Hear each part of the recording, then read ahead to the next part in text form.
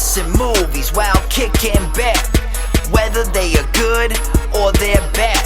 With the hottest movies and non-released, I am talking about details and what I see.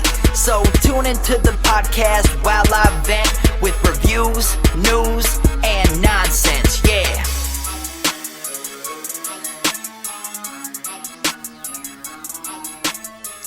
Welcome to Movie Cigars and a Brew. I'm your host, Keith. Tonight, we're talking about Mission Impossible Rogue Nation. This is the fifth installment in the rebooted MI franchise from an old TV show. Tom Cruise reprises his role as Ethan Hunt, an elite member of the IMF who is the target of the highly undetectable Syndicate. So undetectable, the CIA believes that it doesn't exist and it's a manufacture of the IMF and created by the IMF. So they're looking to disband the IMF and go after and target Ethan Hunt himself.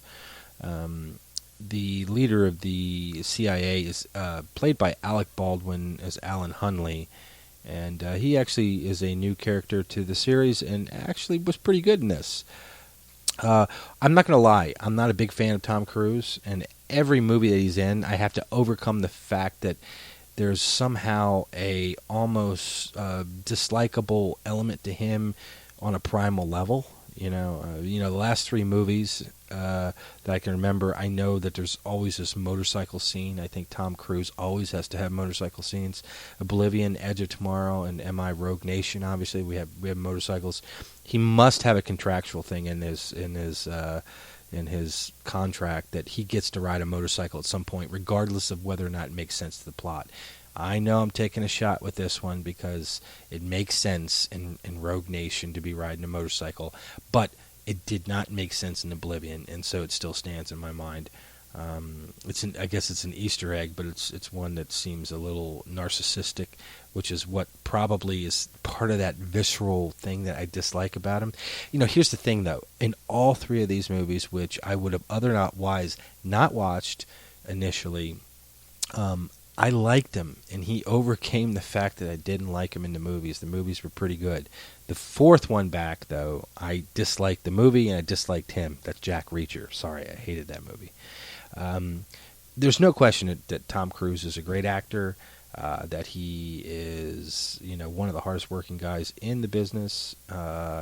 This is a fifth installment of a series. It's getting to be, obviously Mission Impossible was one of those things that kind of went on and on and on, but it's, getting to that James Bondy type thing, especially in its tone. The tone of this movie is very James Bondy. This is a genre movie. This is a spy movie with the Mission Impossible elements thrown into it. And what they really did a very good job of in this movie, which was surprising to me, was that there was a great deal of good pacing. They kept you very involved in what was going on. You weren't really clear what was going to happen.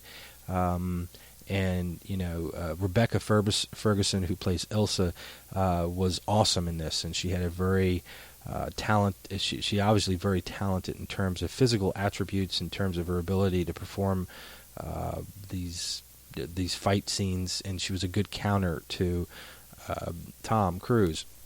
The other thing is there's not a love thing goes on in this. There's no subplot, fake subplots in this, and this is a very straightforward, they're trying to save the world type of action flick. Very good for just sitting there and watching the action and hanging in there. I do think there's a little bit of a echo in this of Skyfall. I don't know that I kind of, just from the storyline that was in it, and to me the ultimate spy movie is always going to be James Bond, and whatever we do, we compare it back to that. And there was a little bit of that in this, but this was a good film. It was paced well, good supporting cast around Tom Cruise's role. And despite any dislike you may have for him, you can't say that this was a bad movie. At the end of the day, I'm going to give this a B+, and I'll talk to you again soon.